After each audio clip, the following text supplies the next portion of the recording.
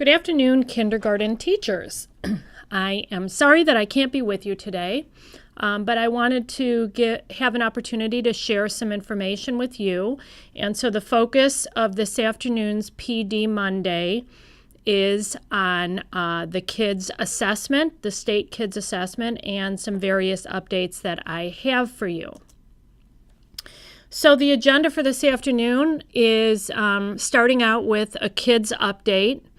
You're going to be working together with Karen and Melissa to make some decisions for this year, the remainder of this year, and some decisions about next year, and I'll get into that more in a moment.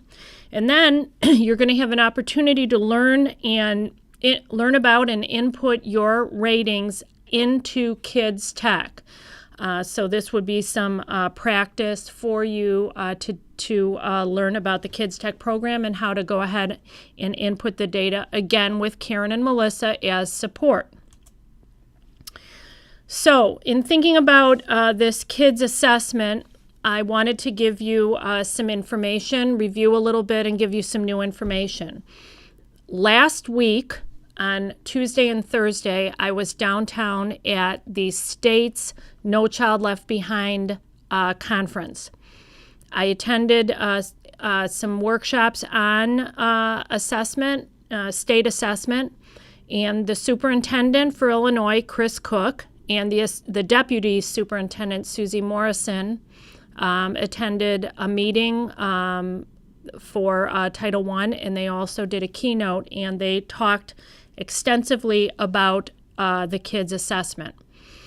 If you recall, the original kids' timeline was in 2014-15 this year, all teachers were to be trained and partially implementing the kids' assessment. In 2015-16, starting next fall, the state mandated full implementation of kids.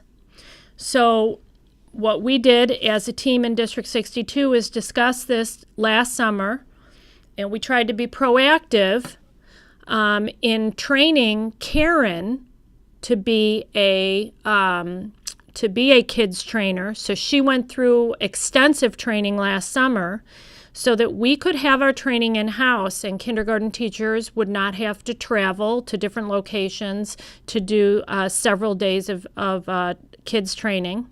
We started the gradual implementation of kids in September rather than what some districts had decided to do was train their kindergarten teachers in May, sort of leaving teachers to plan and prepare over the summer. PD and department meeting time was given to kids along with both Karen and Melissa supporting the implementation. One of the things that district folks such as myself as well as kindergarten teachers have been sharing with the state is reflection and input regarding what the kids assessment is asking people to do.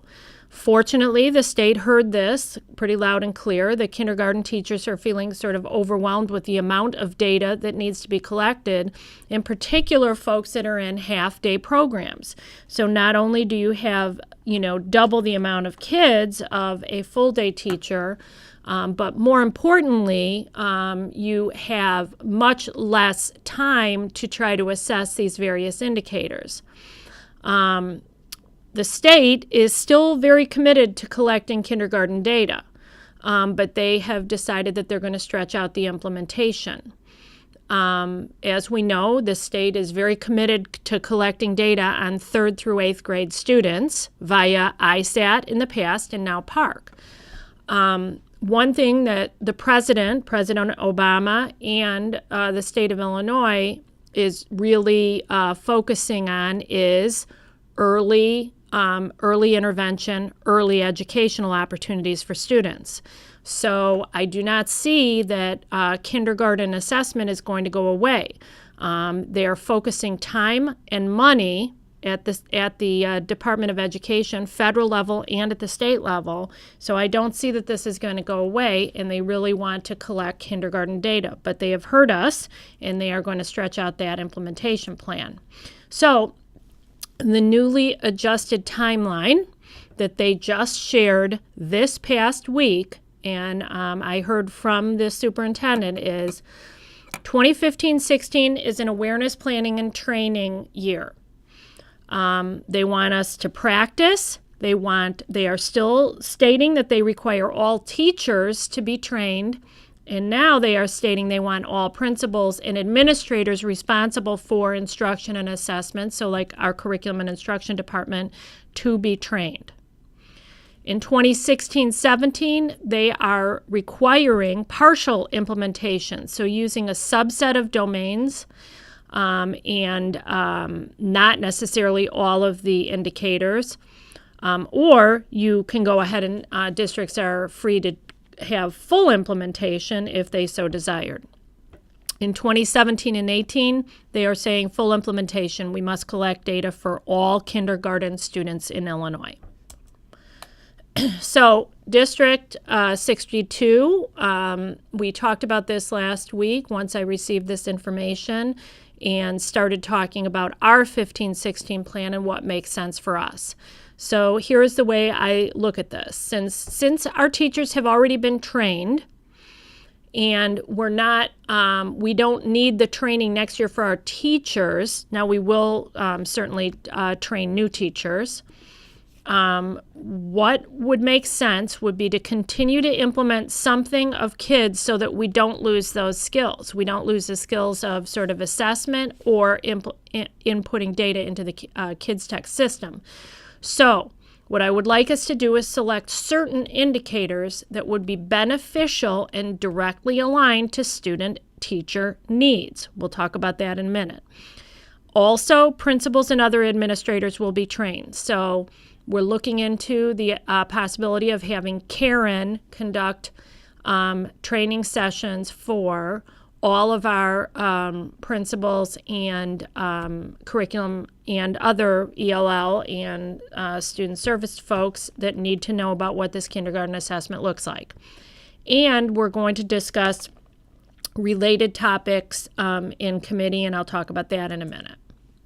So our timeline right now from 2015, meaning from now until the end of this school year, will be to input scores for a few measures on February 9th and at the end of the year for practice. In 2016 and 17, teachers are going to record 2 domains that we're going to predetermine on Kids Tech 3 times per year. So you're going to measure the same domains throughout the year so you can begin to practice the collection of that data and what it looks like for us in the timeline for inputting that data into the Kids Tech program. 2017 and 18 will be in full implementation as determined by the state of Illinois.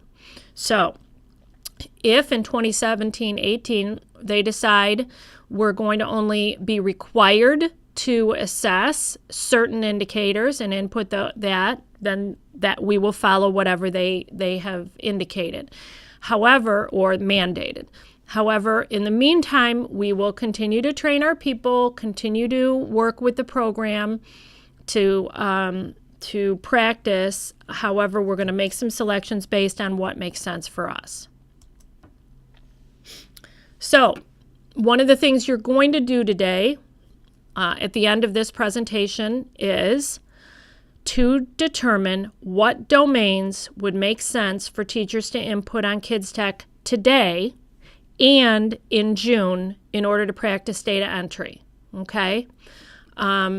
We've trained everyone, and now it's your turn to practice a little bit with support from Karen and Melissa, who are there to help in terms of practicing that data entry. So what we need to decide, though, is what domains are going to make sense. We're not doing them all. So, but what domains make sense for us to do so that there's some benefit from it. It's not just the benefit of learning how to enter the data. There should be some teaching and learning benefit from those domains. Your second discussion is going to be surrounding which measures should we be collecting next year. what indicators make sense for students and teachers. What the indicators that you collect, we are going to go through the year with those indicators, and you're going to input in the fall, winter, and spring. So what indicators would make sense? What would you gather, and what would be beneficial information to gather? So, for example, food for thought. Since we already test in reading and math and using MAP and various other assessments, should we maybe collect in another domain? We don't generally have information in a behavioral domain, social emotional domain. So should we be collecting in some other domain? That is open for your discussion and for decision making for next year. Additionally, so you are aware, we're going to create a committee next year. We're not going to do it this year, but we will do that in 15 and 16 to look at the kids' assessment, look at its implementation in our district, look at other kindergarten assessments that we have, and look at our report cards. Sort of to begin to assess where we are in implementation. What do we have that is an overlap of assessment or documents, and how can we make this a less cumbersome process, still measuring what we need to measure, still communicating to parents what we need to communicate. So next year we will look forward to that process. So in our motto that we have tried to share, keep calm and carry on, I remind you that kids is a state mandate, much like PARCC. We don't have the option to not implement. However, I think we should continue to work together to make it make sense for students, teachers, and families in District 62 as best we can. I know that we're building a plane as we fly it. That's the same thing we're doing with PARCC. It's the same thing we're doing with the teacher evaluation plan using student growth, and it's the same thing we're doing for kids. There are things that become mandated from the state that we have no control over.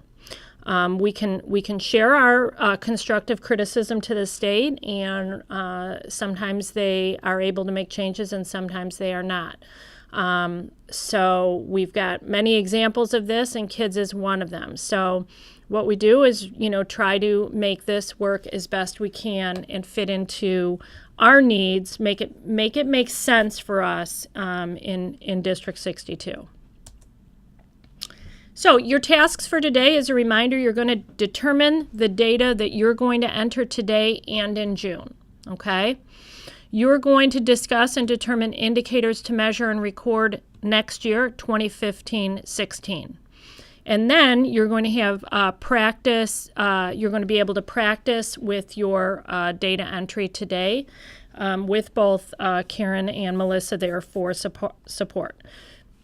Again, I am sorry I was unable to be with you, and I hope you find these updates helpful. I will continue to update you as best I can, and as I said, this new timeline was just released last week, and I just heard it on Thursday. So as soon as we have further information, I will share that with you. Again, also, I always appreciate constructive feedback from folks about what is working, what you need more support with, what is challenging, and certainly suggestions for improving. Being part of the solution is always helpful. I understand there is a lot to do in kindergarten, and I understand that this is a sort of a cumbersome process. I am listening, and I am trying to provide time and support to help with implementation of kids, just as I am trying to help principals and 3rd through 8th grade teachers with PARCC. It's not easy, and I appreciate that. I appreciate all you do, and I look forward to seeing you soon. Thank you for your attention, and I'm going to turn it over to Karen and Melissa, who are going to go through the steps for the afternoon. Thanks again. Take care, everybody.